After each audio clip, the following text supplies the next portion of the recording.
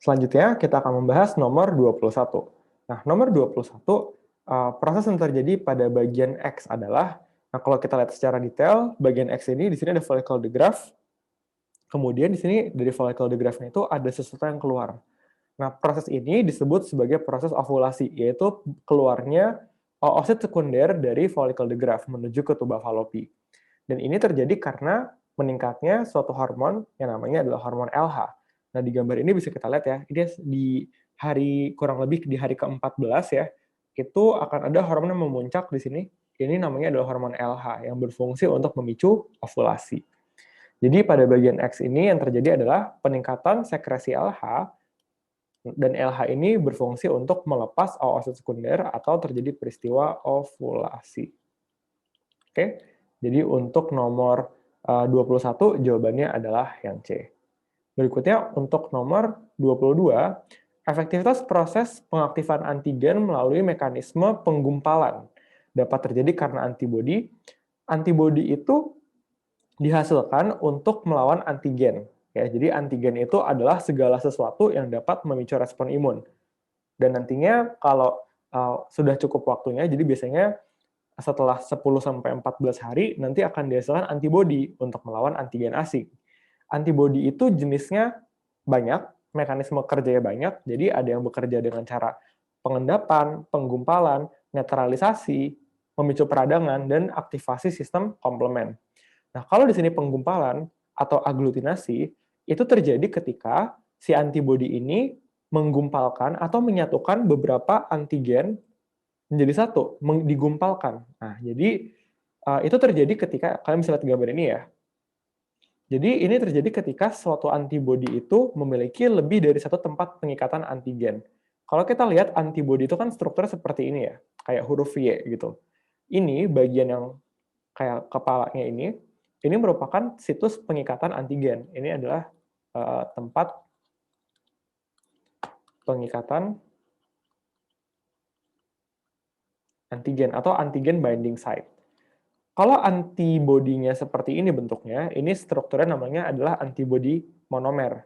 Bisa juga antibodi itu dia dua seperti ini, dimer, atau bahkan bisa juga antibodinya itu memiliki 5 tempat pengikatan antigen. Nah, seperti ini disebut sebagai pentamer strukturnya. Namanya struktur pentamer. Nah, ketika dia memiliki struktur pentamer seperti ini, maka dia dapat menggumpalkan. Jadi untuk nomor 22 jawabannya adalah yang C. Ketika dia memiliki lebih dari satu tempat pengikatan antigen, maka dia dapat berfungsi untuk menggumpalkan. Ya. Nomor 22 jawabannya adalah yang C. Berikutnya nomor 23.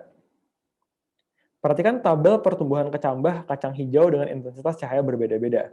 Di sini bisa kita lihat ya, kalau pada kondisi gelap, awalnya 2 jadi 10,2. Kalau remang-remang 0,5 jadi 4,6, kalau terang 0,6 jadi 3,0. Berarti kalau kita cari selisihnya, kita cari deltanya, ya deltanya itu kalau ini berarti 8,2 cm, kalau ini 4,1 cm, kalau ini cuma 2,4 cm. Artinya, dalam kondisi gelap, itu tanaman akan tumbuh lebih cepat. Atau kesimpulannya, kalau ada cahaya, dia dapat menghambat pertumbuhan. Ya, jadi cahaya menghambat pertumbuhan. Pertumbuhan tidak memerlukan cahaya, bukan itu kesimpulannya. Cahaya tidak berpengaruh pada tumbuhan, ini ada pengaruhnya. Pengaruhnya kalau gelap jadi lebih cepat. Pertumbuhan batang menuju cahaya, kita nggak ngomongin arah, kita ngomongin ukuran. Yang delta, pertumbuhan berbanding lurus dengan kenaikan intensitas cahaya. Kalau berbanding lurus artinya semakin terang, semakin cepat. Kalau ini berbanding terbalik harusnya. 23 jawabannya adalah yang E. Sekarang nomor 24. Regulasi kerja enzim salah satunya berupa mekanisme gembok dan anak kunci. Jika ada penghalang enzim untuk bekerja berupa inhibitor kompetitif, maka inhibitor enzim ini akan mengganggu karena jadi kalau kita ada enzim, misalkan ada enzim ya, bentuknya seperti ini. Enzim itu kan punya yang namanya sisi aktif. Sisi aktif ini adalah sisi yang kemudian akan berikatan dengan substrat dari enzim tersebut. Misalkan ini adalah enzim lipase, maka substratnya ini adalah lemak. Atau misalkan ini enzim pepsin, maka substratnya adalah protein. Gitu ya. Di sini ada juga yang namanya sisi allosterik. Nah, kalau sisi allosterik ini biasanya dia merupakan tempat terikatnya zat penggiat enzim, gitu, aktivator biasanya ya, diikatnya di sisi allosterik. Nah, ketika ada sebuah senyawa yang memiliki bentuk menyerupai substrat, tapi bukan substratnya, maka dia dapat masuk juga ke dalam sisi aktif. Nah, ini yang kita sebut sebagai inhibitor kompetitif. Karena ketika dia masuk ke dalam sisi aktif, maka si substratnya jadi nggak bisa menempel. Ya, jadi untuk soal nomor 24, inhibitor yang kompetitif itu dapat menempati sisi aktif enzim, sehingga menghalangi kerja enzim ya, karena nggak bisa terikat dengan substratnya. Sementara itu kalau misalkan ada inhibitor yang terikat pada sisi allosterik, ini namanya adalah inhibitor yang non-kompetitif. Kalau inhibitor yang non-kompetitif itu dapat mengubah bentuk dari sisi aktifnya. Jadi kalau di sini mengubah bentuk enzim atau mengubah bentuk sisi aktif itu adalah akibat dari inhibitor yang non-kompetitif. Berikutnya nomor 25. Respirasi pada mitokondria menghasilkan ATP, bla bla bla bla. Pernyataan yang benar mengenai katabolisme lemak ditunjukkan oleh nomor oke. Lemak itu menyerupai karbohidrat. Jadi kan kalau bahan makanan yang bisa dijadikan energi itu kan ada 3 ya. Ada karbohidrat, ada lemak, sama ada protein. Sebentar.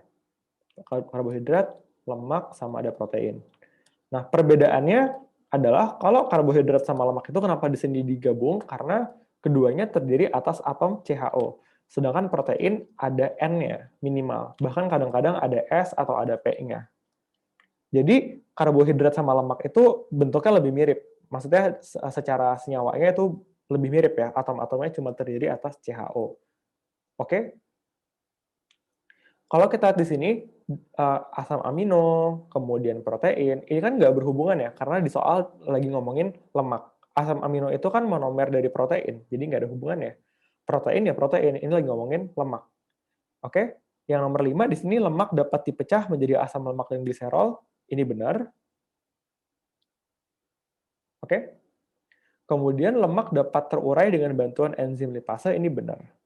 Kalau yang satu, respirasi pada mitokondria menghasilkan ATP, CO2, dan H2O, ini menggunakan glukosa, bukan menggunakan lemak. Jadi jawabannya nomor 2 dan nomor 5.